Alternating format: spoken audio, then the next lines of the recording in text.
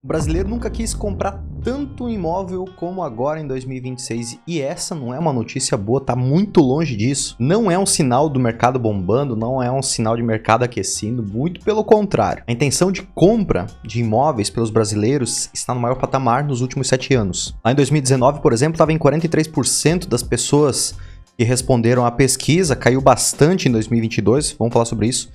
E agora está em 52%, maior nível dos últimos 7 anos. Acontece que muita gente está querendo comprar, mas não está conseguindo. Por mais que no primeiro semestre de 2026 nós tivemos um aumento de 23% nos financiamentos imobiliários no Brasil, ainda assim, isso não é o suficiente para atender toda a demanda por imóveis que as famílias no Brasil possuem. Então, nesse vídeo, nós vamos falar sobre o que essa demanda presa, 52% das famílias querendo comprar um imóvel, vai fazer com o mercado imobiliário nos próximos anos. Porque esse é o tipo de fundamento que faz com que você e eu decidamos investir em imóveis agora, postergar, comprar, investir, adquirir a casa própria ou esperar um pouco mais. Esses dados que eu estou trazendo aqui para você vêm da Brain, que é uma consultoria do mercado imobiliário, presidida aí pelo Fábio Tadeu Araújo, que analisa a dinâmica do mercado imobiliário no Brasil, de alto a baixo, todas as cidades, as principais cidades, e analisa a demanda por imóveis. O que é a demanda por imóveis? É a intenção de compra, o desejo do brasileiro, da família de comprar um imóvel, aí eles entram em detalhes que tipo de imóvel, se é apartamento, tem aqui alguns dados que eu vou trazer para você sobre isso, a característica do imóvel e para medir a febre de como que o mercado vai reagir como nos próximos meses, nos próximos anos. E olha que interessante essa informação aqui da Brain. Ele mostra que lá em 2022, nessa série histórica de 7 anos, caímos para o pior patamar de intenção de compra para os próximos 24 meses dessa análise. 31% das pessoas entrevistadas, isso era baixo. O que isso quer dizer? Significa que naquele momento, todo mundo que queria comprar imóvel, 2021, 2022, conseguiu crédito barato, Selic estava bem baixinha, conseguiu financiamento, conseguiu comprar imóvel também, o preço estava aumentando, então muita gente quis já garantir o preço do imóvel. Por conta disso, o que houve? Um reequilíbrio entre oferta e demanda. As pessoas estavam querendo comprar, elas compraram e resolveu. Foi no momento que diminuiu muito o estoque de imóveis no Brasil e também, por conta disso, houve uma menor intenção de compras.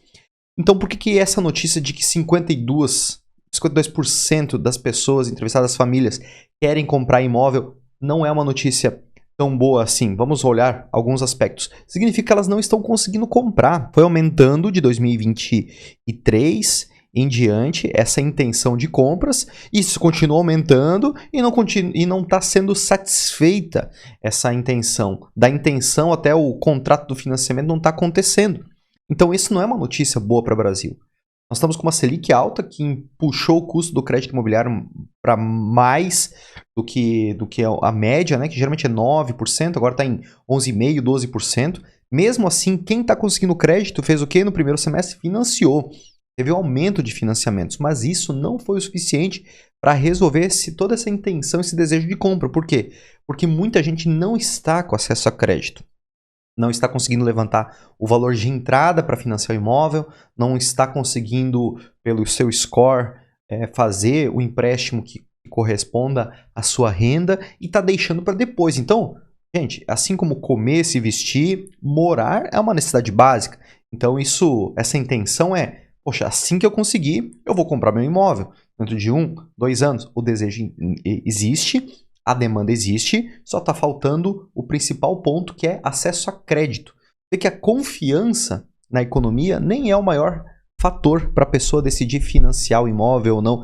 Ela tem que ter acesso a crédito. Ela tem o desejo e se ela tem crédito, ela compra. Não vai pensar muito se ela confia ou não. Da mesma maneira que a pessoa que está com fome e tem o iFood ali na mão, ela compra o hambúrguer mesmo sabendo que não é a melhor escolha para a saúde dela. Eu faço isso também. Então esse 52% é o maior valor desde o início dessa série histórica, 9 pontos percentuais acima da média, né, histórica. Então 7 anos medindo e nunca teve tanta gente com desejo, né, com o imóvel na cabeça como agora. E mais um dado para fortalecer essa tese de que as pessoas estão querendo comprar, mas não estão conseguindo. Primeiro semestre de 2026, foram concedidos 160 mil financiamentos imobiliários no país, só que 70% deles foram para comprar imóvel usado, não foi para comprar imóvel novo. Quem não quer comprar um imóvel novo? Eu vou dizer a questão do carro. Eu nunca comprei um carro novo. Eu sempre preferi comprar um carro usado porque eu achava que o meu dinheiro valeria mais investindo em outra coisa que comprar um carro novo que deprecia tão rápido. Um imóvel é um pouco diferente, porque não é um passivo. Comprar um imóvel novo, poxa, você tem tecnologia, você tem... Claro, o carro também é assim, mas ele não deprecia, né? Agora, as pessoas não estão comprando imóvel por quê? Porque elas não estão conseguindo. Só em São Paulo, por exemplo, a venda de usado cresceu 31% até maio desse ano. Então, a pessoa quer comprar, entra no mercado, não consegue financiar, tá muito caro, vai para o usado. Não porque prefere, mas porque é o que ela alcança. Inclusive, o presidente do Cresci de São Paulo, que é o Conselho de Corretores de Imóveis, ele falou uma frase que eu quero que você guarde aí. A classe média virou o motor do mercado imobiliário, né, de usados, por incapacidade do setor produtivo de atender essa necessidade. Não necessariamente a produção, porque eu sou incorporador e produzir é o que a gente faria, mas é porque o custo do dinheiro está muito caro para quem vai financiar, a família não está conseguindo financiar. Ou seja, o produto que essa família procura não está sendo construído. A maior demanda que nós temos no Brasil é por imóveis de médio padrão, não é no segmento popular. O segmento popular é 6 milhões de imóveis, no médio padrão, meu amigo, é o Brasil todo, é um pouquinho só lá, um percentual muito baixo que realmente vai comprar um imóvel de alto padrão. Quem está comprando imóvel aí na tua cidade, está indo para o novo ou está indo para o usado? Está indo para o lançamento, lá no pré-lançamento, lançamento na planta, ou está comprando imóvel usado? Enquanto nos comentários eu leio todos e vamos debater esse tema aqui. Então lembra que tem um efeito positivo dessa demanda de muita gente querendo comprar imóvel, mas não conseguindo, essa intenção de compra. Vamos falar depois, tá? Mas por que isso aconteceu? Por que essa intenção está alta e não está sendo atendida pelo mercado? Duas coisas ao mesmo tempo. A primeira é o custo do dinheiro. A Selic está acima de 13% desde o início de 2015, agora vai chegar em 14% na reunião do Copom. No momento que estou gravando esse vídeo, provavelmente vai baixar para 14%, que não muda nada, né? Então, não é falta de vontade de comprar, é o custo do dinheiro que está muito caro. 14% não mexe ponteiro de custo do crédito imobiliário, né? Então, quando o dinheiro fica cada vez mais caro, o banco aperta o crédito, ele seleciona melhor o cliente, ele cobra mais caro, a parcela sobe, ou a renda da família é mais comprometida com a parcela, e aí o crédito trava. E o segundo ponto é a falta de produto. Por isso que as pessoas estão indo para o usado, por exemplo, né? E que eu falei do que a demanda no médio padrão é a maior do Brasil. Na faixa de 500 mil, que já pega o Minha Casa Minha Vida faixa 4, até 1 milhão, 1 milhão e 200, praticamente não existe lançamento viável hoje, tá? Com custo de obra, o custo do terreno, o custo do capital que a gente tem. Cara, a incorporadora não fecha conta nesse momento. Até fecha conta, mas ela vai querer lançar mais caro e o cara não consegue comprar, ele não consegue financiar. Então, junta todos esses cenários, essas duas coisas, o comprador não consegue financiar e o imóvel que ele conseguiria pagar, ninguém está construindo. Então esse é o ponto por isso que não tem falta de comprador no Brasil. Tem demanda pra caramba. Tá faltando é o caminho, o crédito e o produto certo para o comprador conseguir chegar nesse imóvel. Isso vai acontecer de novo no Brasil? Vai acontecer. Mas qual que é a consequência de tudo isso? Essa demanda, ela não desaparece, ela não sai do mercado, a pessoa, não, quer saber, nessa vida eu não vou comprar imóvel, eu vou deixar para a próxima. Não, ela só posterga.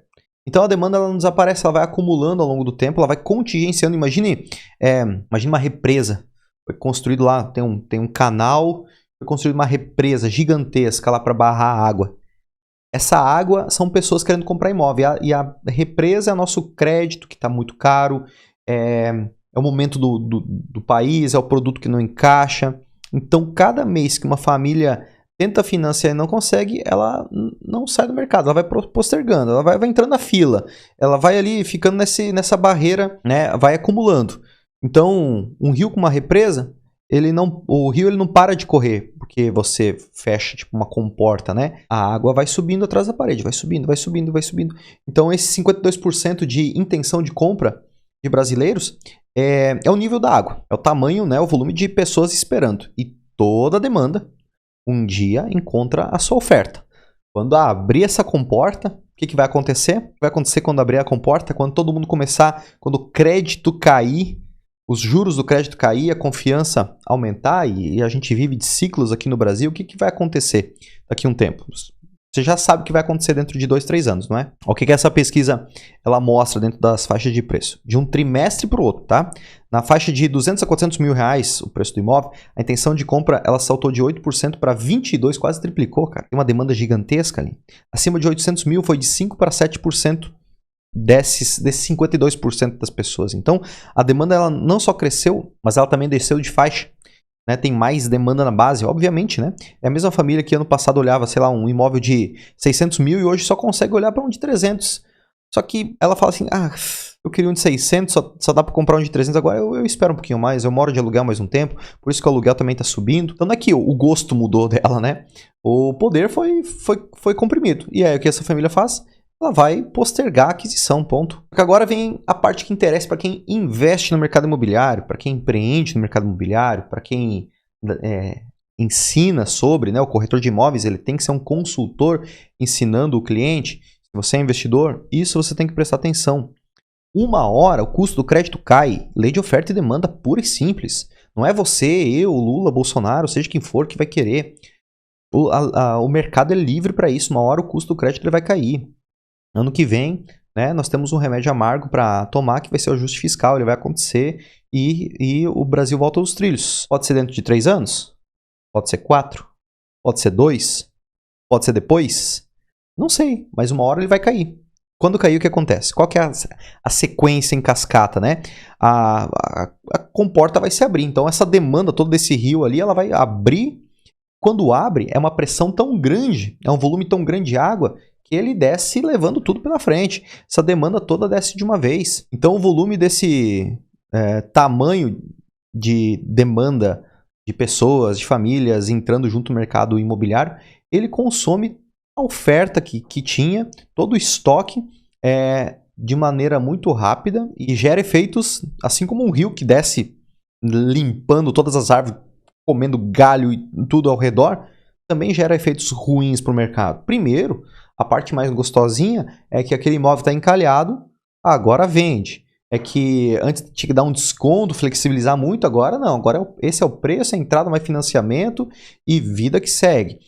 Começa assim, só que aí depois dessa primeira parte gostosinha, aí começa a especulação.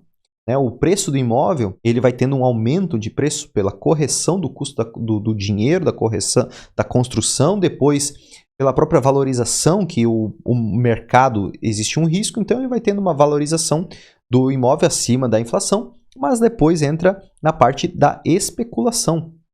Vai acontecer. Se existe uma demanda muito grande consumindo essa oferta, vai ter pessoas que falam, cara, não preciso vender também tão rápido assim, então eu vou dar mais uma apertadinha no preço, vou aumentar aqui e vou ver o que acontece. Se alguém quiser comprar, compra com o meu ágio, senão dá tudo certo. Cara, a gente viu esse filme entre 2020 e 2022 com a Selic a 2%. Nós vimos isso acontecer. Eu ofertava preço... Eu ofertava num terreno, o preço, por exemplo, estava 780 mil lá, o terreno no condomínio fechado, mandava 780 mil, agora é 820. Mandava 820, agora 850. E aí dá vontade de você não mandar mais oferta e mandar outra coisa para a pessoa. Mas esse é o livre mercado. Ela tá livre para fazer isso. Então, esse é um ponto que vai acontecer cedo ou tarde. O mercado imobiliário é cíclico. Pode ser que seja 2030, 2031, aí não se sabe, mas o que importa é que você precisa estar posicionado. O risco para você não é o imóvel cair de preço. O risco é você chegar depois que essa comporta se abriu. Então se posicione antes. É o que eu faço. Você não precisa comprar imóvel de mim. Você compra na tua cidade, você compra em outro lugar, você faz o que quiser com o teu dinheiro, para você não achar que eu só estou aqui querendo te vender uma ideia. Eu estou fazendo isso com o meu dinheiro. Eu estou fazendo isso nos meus empreendimentos. Estou te aconselhando a você fazer a mesma coisa com o seu dinheiro no mercado imobiliário, aonde você quiser. Vou dar um exemplo do que aconteceu comigo, né? Como que eu penso nisso? Porque eu já vivi isso antes. Em 2018 eu montei um grupo de investidores para construir minha primeira casa para venda, né? O mercado estava pessimista, era pré-eleição, tinha Copa do Mundo naquela época, ninguém queria falar de imóvel, foi o momento que o Bolsonaro ganhou, né?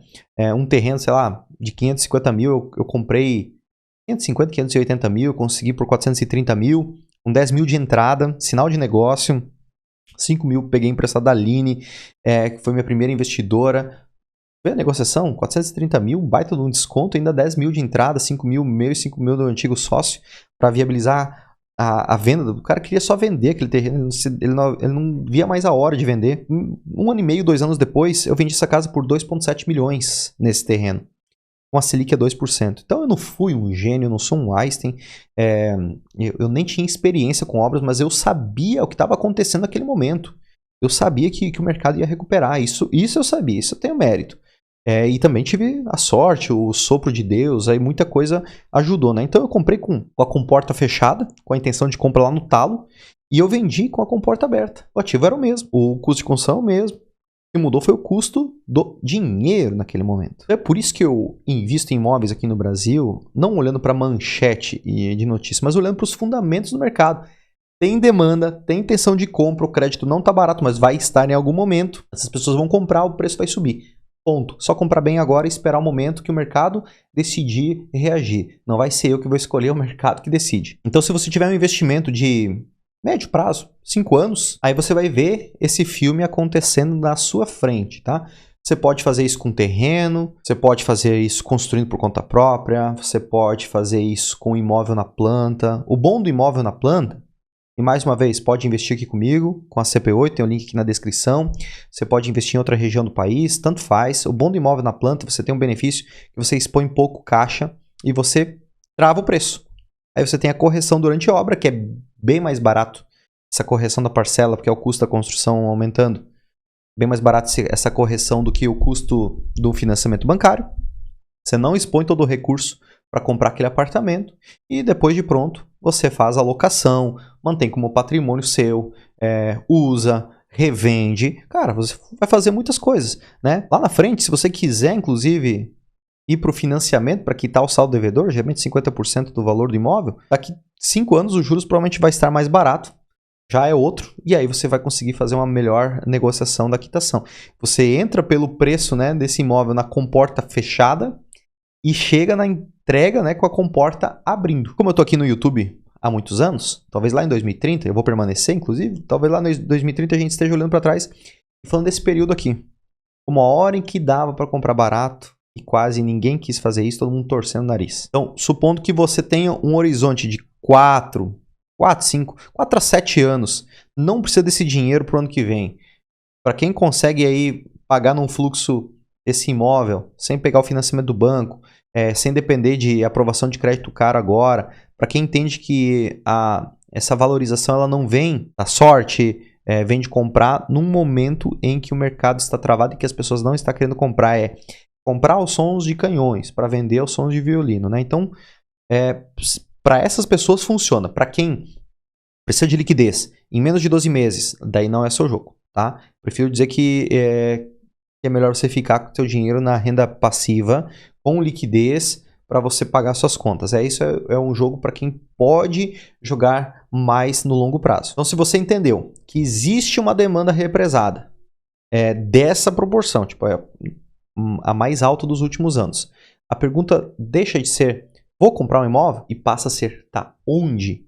Onde que é o melhor lugar para se investir, para estar se posicionado quando essa comporta se abrir? E eu te digo, é litoral de Santa Catarina. Tem cidades aqui no litoral de Santa Catarina que já estão com muito produto. Até esse volume de pessoas comprar tudo, zerar o estoque, vai muitos anos. Então, não aconselho. Mas tem cidades que estão com estoque baixo, que está saudável. É onde eu tenho investido, que é Balneário Piçarras. E assim, você pode investir junto comigo lá em Balneário Piçarras. Tem o link aqui na descrição para você falar com um especialista da minha equipe.